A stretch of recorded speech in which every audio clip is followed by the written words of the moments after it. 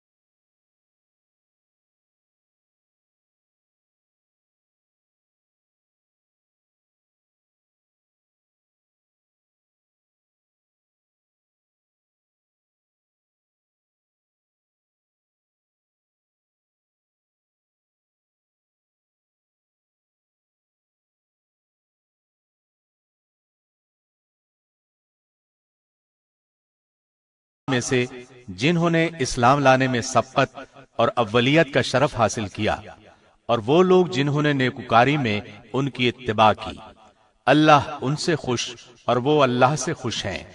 अल्लाह ने उनके लिए ऐसे बाग तैयार कर रखे हैं जिनके नीचे नहरें बह रही हैं, वो उनमें हमेशा रहेंगे। ये बड़ी कामयाबी है।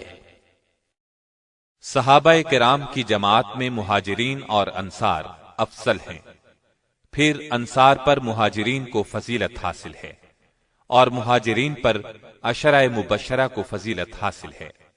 नबी अकरम सल्लल्लाहु अलैहि वसल्लम का इरशाद है, अबू बकर जन्नत में हैं, उमर जन्नत में हैं, उस्मान जन्नत में हैं, अली जन्नत में हैं, तलहा जन्नत में हैं, जुबैर जन्नत में हैं, अब्दुर्रहमान बिन औफ जन्नत में हैं, साद बिन अबी वक्कास जन्नत में हैं, अबू उबैदा बिन जर्राह जन्नत में हैं, सईद बिन जैद जन्नत में हैं।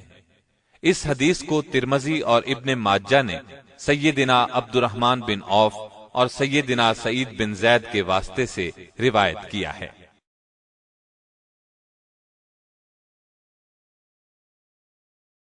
सैयदना साद बिन अबी वक्कास के हालात और वाकयात सुनाते हैं। आप भी उन 10 खुशनसीब तरीन इंसानों में से हैं जिनका नबी करीम सल्लल्लाहु अलैहि वसल्लम ने नाम लेकर जन्नत की खुशखबरी सुनाई। आप अव्वलीन इस्लाम कबूल करने वालों में से हैं। सैयदना साद बिन अबी वक्कास हिजरत मदीना से करीबन 30 साल पहले मक्का में पैदा हुए। इस लिहाज से उम्र में नबी सल्लल्लाहु अलैहि वसल्लम से 23 साल छोटे थे। माँ बाप ने नाम साद रखा। कुनियत अबू इसहाक थी। उनके 2 बेटों के नाम इसहाक अकबर और इसहाक असगर थे। उन्हीं की निस्बत से कुनियत अबू इसहाक थी। आप कबीला कुरैश की एक मुअज़्ज़ज़ शाख बनु ज़ोहरा से ताल्लुक रखते थे। 5वीं पुश्त में आपका सिलसिला नसब रसूलुल्लाह सल्लल्लाहु अलैहि वसल्लम से जा मिलता है। आपके वालिद ने इस्लाम का जमाना नहीं पाया। वालिदा का नाम हमना था। वो बनु उमैया से थी। नबी अकरम सैयदना साद बिन अबी वक्कास के मामूजाद भाई थे। वो इस तरह कि साद के वालिद अबू वक्कास रसूलुल्लाह सल्लल्लाहु अलैहि वसल्लम की वालिदा बीबी आमिना के चचाजाद भाई और आपके मामू थे। आपके बचपन के हालात किताबों में नहीं मिलते। बाद की जिंदगी के हालात से इतना जरूर पता चलता है कि जवानी की उम्र को पहुंचने तक हथियारों का इस्तेमाल सीख लिया था और तीर बनाने के फन में भी महारत हासिल कर ली थी। 16-17 साल की उम्र में ही एक बहादुर, समझदार और नेक नौजवान बन चुके थे। जो ही आपको इस्लाम की दावत दी गई, आपने कबूल कर ली। अभी इस्लाम की दावत को सिर्फ 7वां दिन था और उनकी उम्र 19 साल थी कि इस्लाम ले आए। इस तरह आप अस्साबिकून अल अव्वलून में शामिल हैं। आपको दुनिया ही में जन्नत की खुशखबरी सुना दी गई। आपकी वालिदा को इस्लाम कबूल करने का हाल मालूम हुआ तो सख्त नाराज हुई। उससे अपने बाप दादा के मजहब से दीवानगी की हद तक लगाव था। उसने सैयदना साद से कहा, जब तक तुम इस्लाम नहीं छोड़ोगे मैं कुछ खाऊंगी न पीऊंगी न कोई बात करूंगी। सैयदना साद को अपनी वालिदा से बहुत मोहब्बत थी, लेकिन माँ की वो मोहब्बत भी इस्लाम न छुड़ा सकी। वो इस इम्तिहान में पूरे उतरे। मां 3 दिन तक भूखी प्यासी और खामोश रही। हालत नाजुक हो गई तो एक दूसरे बेटे ने उसे पानी पिलाया। इस मौके पर अल्लाह का हुक्म नाजिल हुआ कि हमने इंसानों को वालिदैन के साथ अच्छा सलूक करने की हिदायत की है। अगर वो तुझे मेरे साथ शिर्क पर मजबूर करें तो उनका कहा मत मानो। शुरू में आप भी दूसरे मुसलमानों के साथ छुपकर इबादत किया करते थे। एक दिन चंद काफिर उनकी तरफ आ निकले। मुसलमान उस वक्त एक घाटी में इबादत कर रहे थे। काफिरों ने पहले तो मुसलमानों का मजाक उड़ाया, फिर उन्हें मारा पीटा। सैयदना साद से बर्दाश्त न हो सका। पास ही ऊंट की एक हड्डी पड़ी थी, उसको उठाकर उन पर हमला कर दिया।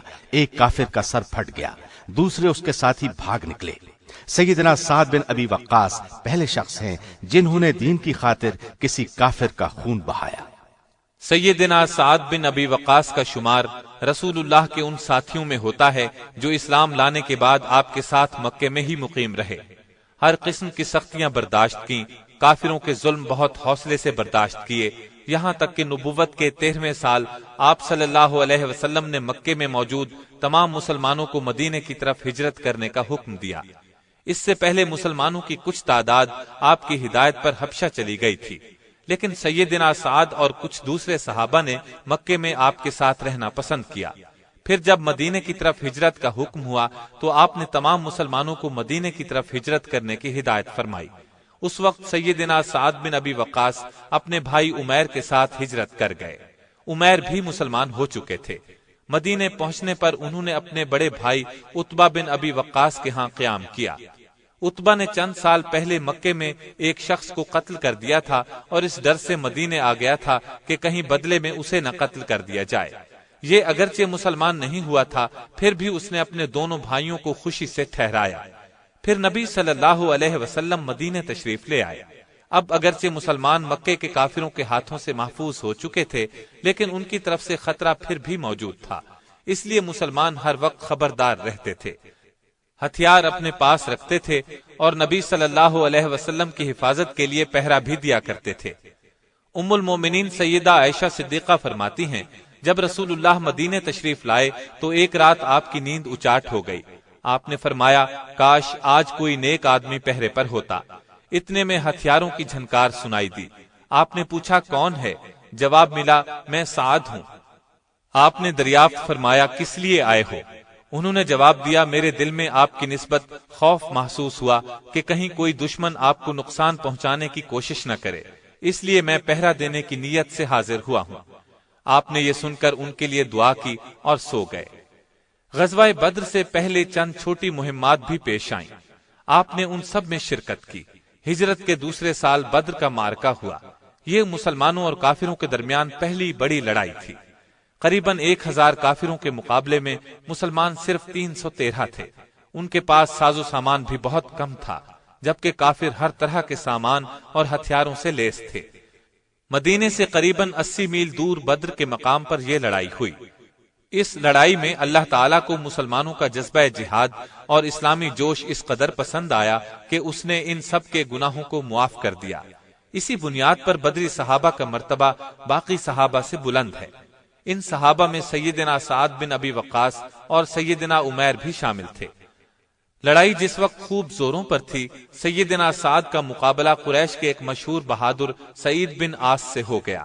आपने सईद पर ऐसा कारी वार किया कि वो आन की आन में हलाक हो गया। आपने उसकी तलवार पर कब्जा कर लिया और उसको लिए आप सल्लल्लाहु अलैहि वसल्लम की खिदमत में हाजिर हुए। उस वक्त तक गनीमत के माल के बारे में अल्लाह ताला की तरफ से कोई हुक्म नाजिल नहीं हुआ था। इसलिए आपने सैयदना साद बिन अबी वक्कास से फरमाया कि ये तलवार जहां से उठाई है उसे वहां ही रख दो। सैयदना साद ने फौरन तामील इरशाद की, तलवार वहीं रख दी, लेकिन तलवार वापस रखने से वो गमगीन हो गए। अल्लाह की रहमत जोश में आई। जल्द ही सूरह अनफाल नाजिल हुई। उसमें ये हुक्म भी था कि जो माल तुमने लड़ाई में हासिल किया है वो बिल्कुल हलाल है। इस पर रसूलुल्लाह सल्लल्लाहु अलैहि वसल्लम ने साद को बुलाया और फरमाया, जाओ और अपनी तलवार उठा लो। साद बिन अबी वक्कास फरमाते हैं, लड़ाई शुरू होने से पहले मैंने अपने भाई उमैर को देखा कि इधर उधर छुपते फिर रहे हैं। मैंने उनसे पूछा, छुपते क्यों फिर रहे हो? उन्होंने जवाब दिया, بھائی جان میری عمر کم ہے نا، ڈر ہے نبی صلی اللہ علیہ وسلم مجھے لڑائی میں حصہ لینے سے روک نہ دیں، جبکہ میری دلی تمنا ہے کہ میں اللہ کی راہ میں لڑوں، شاید اللہ مجھے شہادت نصیب فرمائے۔ عمیر کو جس بات کا ڈر تھا وہ پیش آ گئی۔ نبی کریم صلی اللہ علیہ وسلم نے جب لشکر کا معائنہ کیا تو عمیر کو کم عمر پا کر واپس جانے کا حکم فرمایا۔ عمیر رونے لگے۔ آپ کو ان کے رونے اور شوق کا علم ہوا تو ان کو لڑائی کی اجازت دے دی۔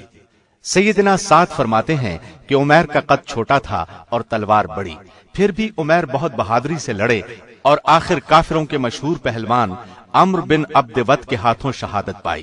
اس طرح ان کی دلی تمنا پوری ہو گئی۔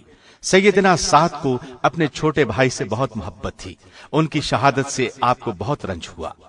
احد کی لڑائی سے ایک دن پہلے سعد بن ابی وقاص اور عبداللہ بن جہش بیٹھے ہوئے تھے۔ اچانک سیدنا سعد نے ہاتھ اوپر اٹھائے اور یہ دعا مانگی، اے زمین و آسمان کے مالک، کل جب لڑائی چھڑے تو جو دشمن میرے مقابلے پر آئے وہ بہت بہادر ہو، دلیر ہو اور جنگجو ہو، اور میں تیرے راستے میں اسے قتل کروں۔